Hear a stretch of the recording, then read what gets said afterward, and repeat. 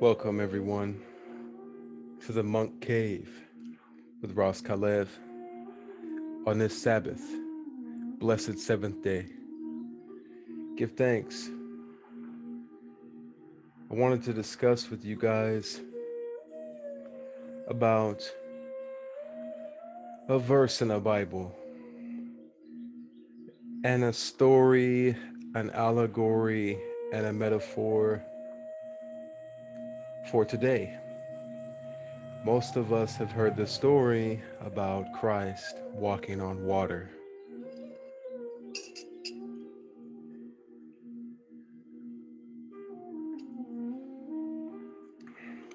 So I just want to tap into this story and unravel it.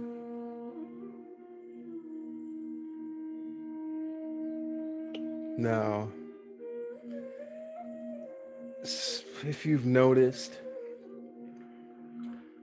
you cannot control the human emotions. Whichever emotion it may be, it comes and it goes. It's up or it's down. It's left on point or right on point, left off point.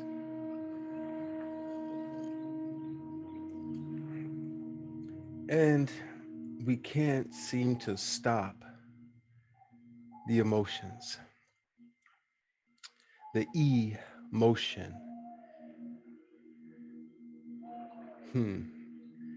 Whereas when we have in Matthew chapter 14, and I'll begin with verse 22, we will see how Christ handles emotions. And straightway, Yeshua constrained his disciples to get into a ship and to go before him unto the other side while he sent the multitudes away. So by those words, we can tell his disciples were a little worried. He had to constrain his disciples and tell them to get on a ship while Yeshua sent away the multitudes. And when he had sent the multitudes away, he went up into a mountain apart to pray, like a monk. In the cave, within yourself, facing a darkness and a meditation. And when the evening was come, so it must have been, at least an hour or maybe a couple hours, he was there alone. So he came out and realized he was there alone. But the ship was now in the midst of the sea with his disciples and tossed with the waves, for the wind was contrary. And in the fourth watch of the night, Yeshua went unto them, walking on the sea. And remember, the waves were tossing, right? They were raging and walking on the sea. And when the disciples saw him walking on the sea, they were troubled. So they were already worried, and now they were terrified. You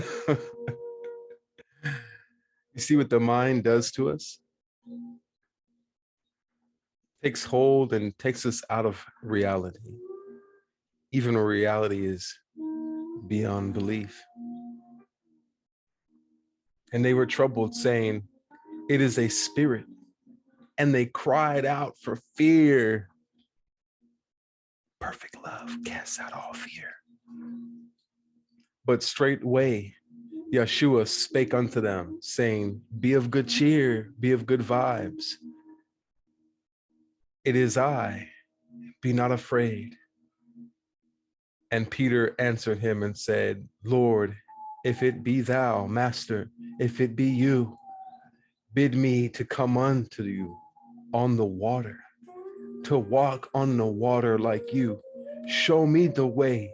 If it be you, my master, show me how to be like you and overcome.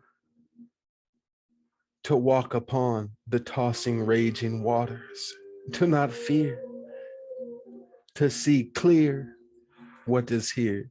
And he said, come. And when Peter was come down out of the ship, he walked on the water to go to Jesus. Amen. From the old ark to the new. But when he saw the wind boisterous, he was afraid.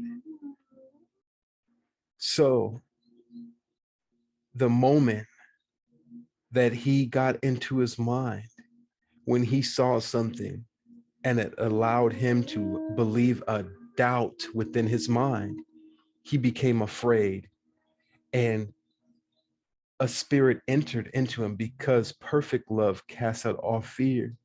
And he began to sink in doubt, weighed down, right? The opposite of lightness. Oh, I feel so light. To sink our thoughts, right? Of doubt, negative thoughts and emotions weigh you down and make you sink in the ocean of emotion.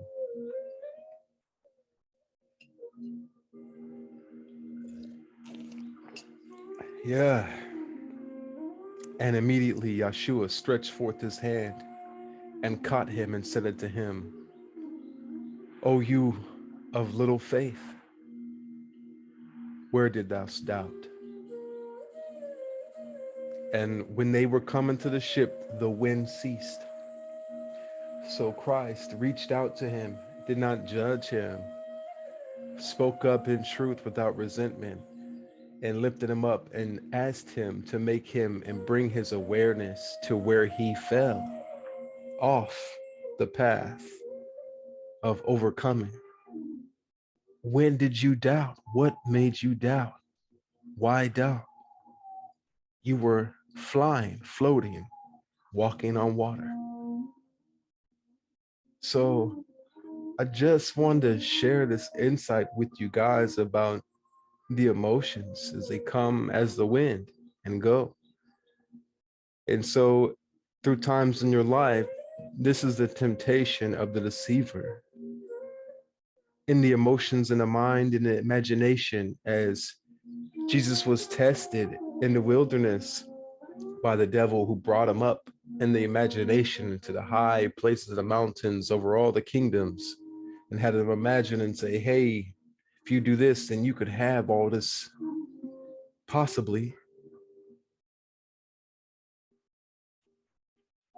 And so instead of believing the emotions or fearing the emotions and the raging of the ocean, to be still and clear the mind and don't believe the doubts, to let it go, to be aware in the moment as they arise and to see them in the awareness and let it go. This is the overcoming, because we cannot do nothing of our own. It's not our will, but God's will. And if we do the opposite, it is the will of the deceiver to give in to the lie. So give thanks for life and for the insight and the inner light, so that we can overcome and renew our mind and rewire our synapses in our brain, coming from the heart of God up. As the heart is the strongest electromagnetic pulse in your body and sends literally neurons up to your brain, before your brain, the heart first, once it's renewed. Yeah, man. So don't believe the actors in the movies, when they get angry and they respond to certain situations in a certain way. And this might be a reason why I grew up in making films, because I see this so much that I want to change it. because it shows us with our eyes and it does train us. And it's not the way it has to be. It's not how we have to respond, how actors and actresses play their roles. We're individuals. So let's make destiny happen and bring the kingdom of heaven on this earth as it is in heaven. And let's get out of our mind and into our new heart, you know. So give thanks for life and have a blessed seventh day. Sabbath shalom, and align the seven chakras, the seven spirits of God. Yeah. I love you all. And leave your comments below if you feel the will, in a place, but this is a rest day. So we just give thanks, man. And I hope you enjoy the meditation. Yeah. Give thanks.